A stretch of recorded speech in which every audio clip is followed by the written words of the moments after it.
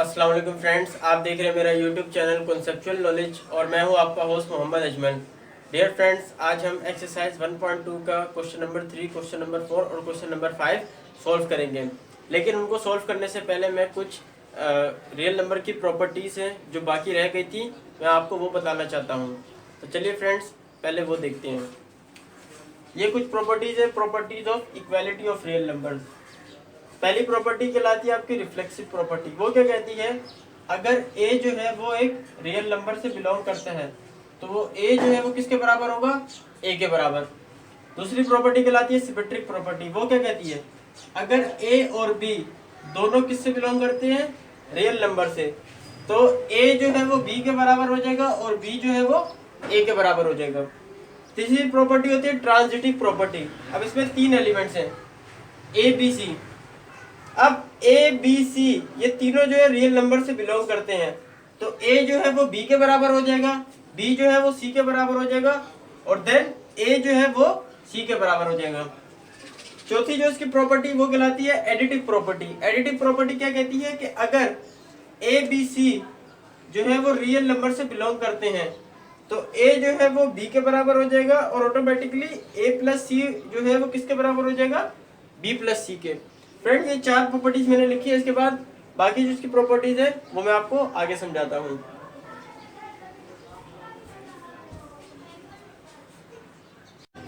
Friend, ये है इसकी पांचवी प्रॉपर्टी जो है मल्टीप्लिकेटिव प्रॉपर्टी। अब मल्टीप्लिकेटिव प्रॉपर्टी क्या कहती है कि अगर ए बी सी जो है वो रियल नंबर से बिलोंग करते हैं, कैसे, अगर ए जो है वो बी के बराबर हो तो ऑटोमेटिकली अगर आप ए को सी के साथ मल्टीप्लाई करें तो और बी और सी को आपस में मल्टीप्लाई करें तो दोनों जो है वो इक्वल आएंगे। छठी जो इसकी प्रॉपर्टी है वो है कैंसिलेशन प्रॉपर्टी फॉर एडिशन। अब ये क्या कहती है कि अगर ए बी सी जो है वो तीनों जो है वो रियल नंबर से बिलोंग करते हैं और अगर ए जो है ए और सी को आप प्लस करें, वो किसके बराबर हो रहा है, बी और सी को प्लस करने के, तो ऑटोमेटिकली क्या होगा, ए जो है वो बी के बराबर हो जाएगा। इसके बाद आती है कैंसिलेशन प्रॉपर्टी फॉर मल्टीप्लिकेशन। ये क्या कहती है कि अगर ए बी और सी जो है वो रियल नंबर से बिलोंग करते हैं और सी जो है वो जीरो ना हो और अगर ए और आप सी को आपस में मल्टीप्लाई करें, वो किसके बराबर हो, बी और सी को आपस में मल्टीप्लाई कर देंगे, तो ऑटोमेटिकली जो है वो ए जो है वो फिर बी के बराबर हो जाएगा, सी और सी कट जाएगा। तो फ्रेंड, ये थी हमने प्रॉपर्टीज, 7 प्रॉपर्टीज है, properties of equality of real number, जो मैंने आपको एक्सप्लेन की। इसके बाद आगे जो है मैं आपको फर्दर इसकी प्रॉपर्टीज एक्सप्लेन करता हूँ।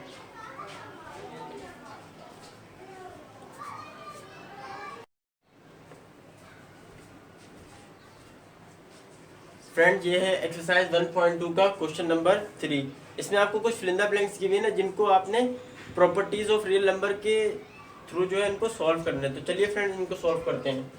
सबसे पहला जो आपकी प्रॉपर्टी फिलिंदा ब्लैंक्स गिवन है वो ये गिवन है 5 less than 8 and 8 less than 10।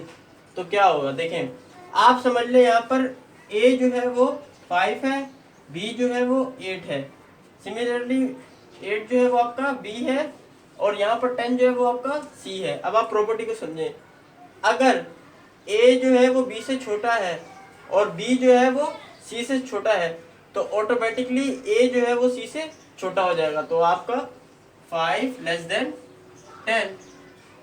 अब सिमिलरली यहाँ पर आप देखें, 10 को आप जो है वो ए कह लें, 8 को आप जो है वो बी कह लें और 5 को जो है आप लोग सी कह लें। अब प्रॉपर्टी समझें, ए जो है वो बी से बड़ा हो और बी जो है वो सी से बड़ा हो तो ऑटोमेटिकली ए जो है वो सी से बड़ा होगा, तो 10 ग्रेटर देन 5। यहाँ पर 10 जो था वो ए था और सी जो था वो 5 था। अब ये प्रॉपर्टी समझें, यहाँ पर आप 3 जो है उसको ए समझ लें, 6 जो है उसे आप बी समझ लें और ये जो 9 है उसे आप सी समझ लें।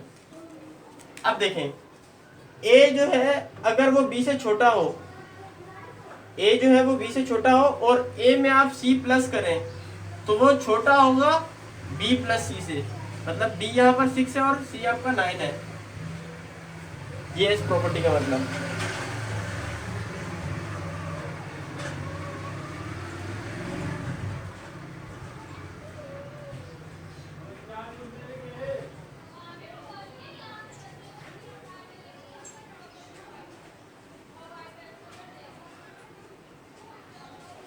ये प्रॉपर्टी एक दफा मैं आपको वापस समझा देता हूँ। ए यहाँ पर आपका 3 है, 6 जो है आपका बी है, और 9 जो है वो आपका सी है। अब आपने देखा अगर ए जो है वो बी से छोटा हो और ए प्लस सी करें तो वो लेस देन होगा बी प्लस सी से। आप करके भी देख सकते हैं, 9 प्लस 3 12 बन रहा है और 6 प्लस 9 15 बन रहा है, तो 12 जो है वो 15 से छोटा है। इसी तरह सेम एज इट इज यहाँ भी है। अब आप यहाँ समझ लें 4 जो है वो आपका ए है, 6 जो है वो आपका बी है, और सी जो है वो आपका 8 है। अब इस प्रॉपर्टी में भी यही हो रहा है, अगर ए बी से छोटा हो और ए प्लस सी करें तो वो किससे छोटा होगा, बी प्लस सी से, मतलब 6 प्लस 8 से। बी यहाँ पर 6 है और सी आपका 8 है, ये इस प्रॉपर्टी का मतलब है। पांचवा जो आपका, अब यहाँ देखें 8 आप कह रहे हैं ए को, 6 आप कह रहे हैं बी को, और सिमिलरली ये जो 8 है ये आपका सी है। अब देखें वो कह रहे हैं अगर आप ए जो है वो बी से बड़ा हो और ए प्लस सी करें तो वो बड़ा होगा बी प्लस सी से। बी यहाँ पर 6 है और सी आपका 8 है। अब देख सकते हैं आप 8 प्लस 8 करें 16 बन रहा है और 6 प्लस 8 करें 14 बन रहा है, तो ये इससे बड़ा है। तो फ्रेंड्स आई होप कि ये क्वेश्चन आपको समझ में आ गया होगा। इसके बाद हम करेंगे क्वेश्चन नंबर 4।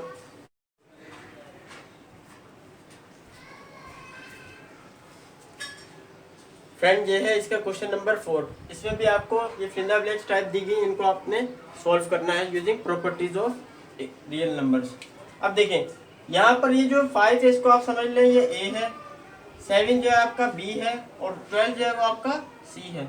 अब आप प्रॉपर्टी को समझें, वो कह रहे हैं अगर ए जो है वो बी से छोटा हो और ए और सी को आपस में मल्टीप्लाई करें तो वो ऑटोमेटिकली बी और सी से छोटा होगा। यानी 7 को आप 12 से मल्टीप्लाई करते हैं, ये इससे छोटा होगा। करके भी देख सकते हैं, 12 5 जा 60, और अगर आप 12 7 जा करें 44 बन रहा है, तो ये इससे छोटा होगा।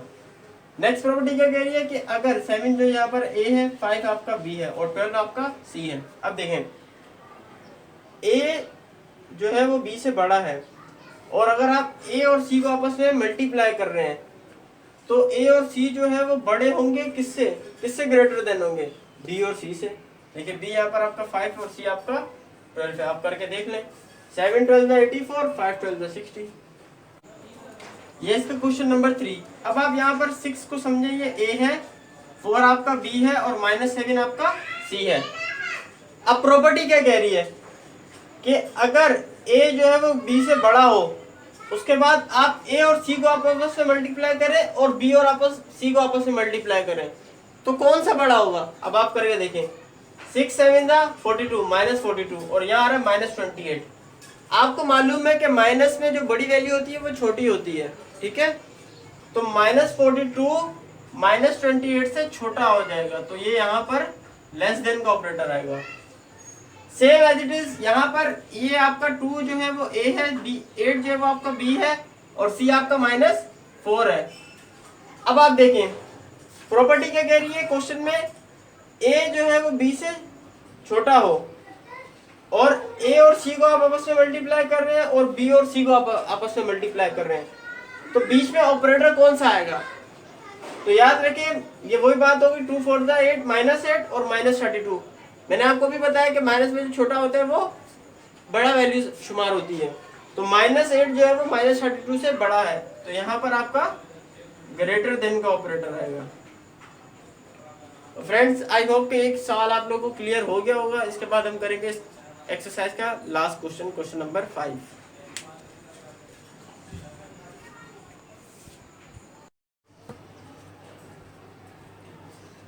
फ्रेंड ये है एक्सरसाइज 1.2 का क्वेश्चन नंबर 5। इसमें आपको एडिटिव इनवर्स और मल्टीप्लिकेटिव इनवर्स फाइंड आउट करना है। तो चलिए फ्रेंड्स हम इसे सॉल्व करते हैं। पहला क्वेश्चन है आपको 3 का एडिटिव इनवर्स और मल्टीप्लिकेटिव इनवर्स फाइंड आउट करना है। अब याद रख लें एडिटिव इनवर्स में आपने क्या करना होता है कि आंसर जो है आपका 0 आता है, और मल्टीप्लिकेटिव इनवर्स में आपका 1 आना चाहिए। अब देखें 3 है, इसका आंसर 0 किस तरीके से आ सकता है? अगर मैं 3 को आपको फॉर्मूला तो पता है ना कि हमने पढ़ा था a plus minus a equals to 0, ये इसका वो था फॉर्मूला टाइप कह सकते हैं आप। a यहाँ पर आपका 3 है और a के साथ ही मैं माइनस लगा दूं, अब 3 में से 3 निकाला क्या हो जाएगा? 0, तो ये इसका एडिटिव इनवर्स हो जाएगा। मल्टीप्लिकेटिव इनवर्स का आपको मालूम है कि a मल्टीप्लाई बाय 1/a करें तो क्या बचना चाहिए? 1।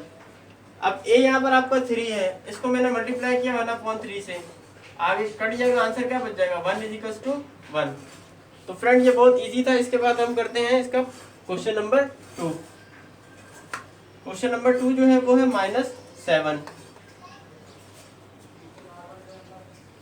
अब देखें, अब a यहाँ पर क्या है आपका? -7 प्लस, अब माइनस माइनस प्लस, तो ये हो जाएगा +7 इज इक्वल टू 0। अब -7 + 7 क्या हो जाएगा? 0, 0 इज इक्वल टू 0। सिमिलरली इसका हमने मल्टीप्लिकेटिव इनवर्स निकाला -7 का।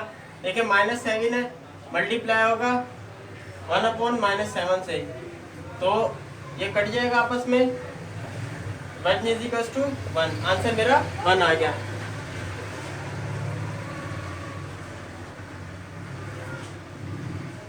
तो अगर मेरा आंसर 1 आएगा तो समझ ले मल्टीप्लिकेटिव इनवर्स हमारा ठीक है। मल्टीप्लिकेटिव में आंसर आपका 1 आना चाहिए और एडिटिव इनवर्स में आपका 0 आना चाहिए।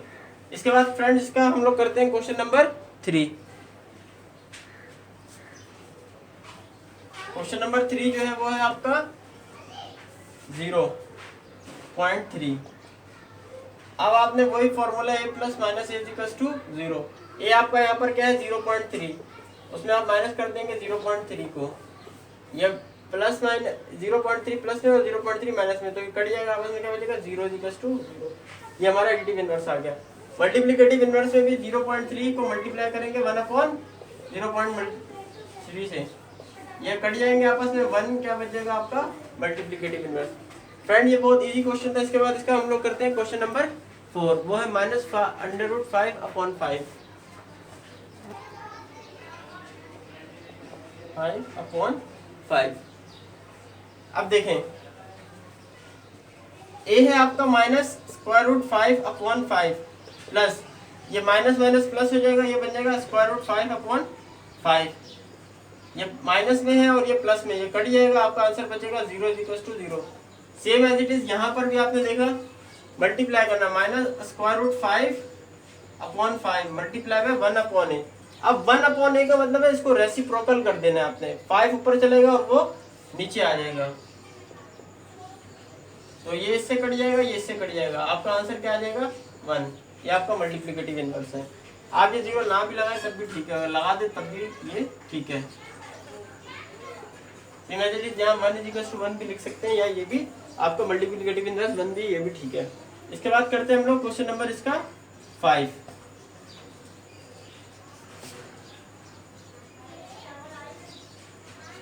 क्वेश्चन है आपका 9/√12। अब देखें फॉर्मूला आपको मालूम है a plus minus a equal to 0। अब a आपका यहाँ पर है 9/√12 प्लस, और इसी को आपने माइनस में कर दिया,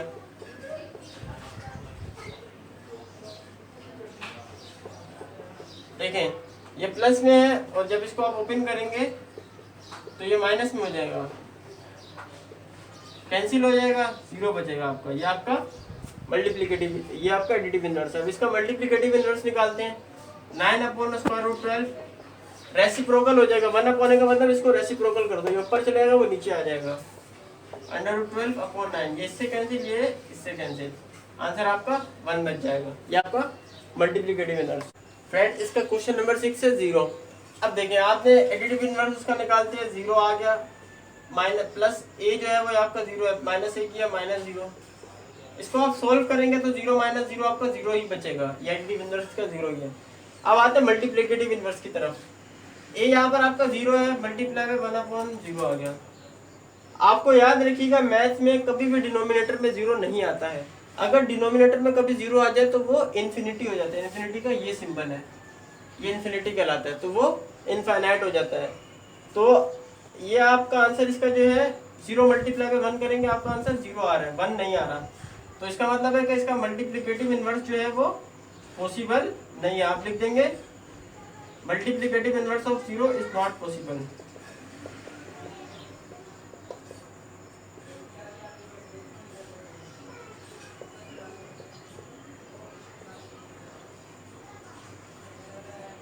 ठीक है, याद रखिएगा मैथ में डिनोमिनेटर में कभी भी 0 आ जाए तो वो इनफाइनाइट हो जाता है, इन्फिनिटी का सिंबल आ जाता है। तो फ्रेंड्स आई होप के एक्सरसाइज 1.2 आज आपको समझ में आ गई होगी। ये अपने फ्रेंड्स के साथ जरूर शेयर कीजिए। तब तक के लिए अल्लाह हाफिज़।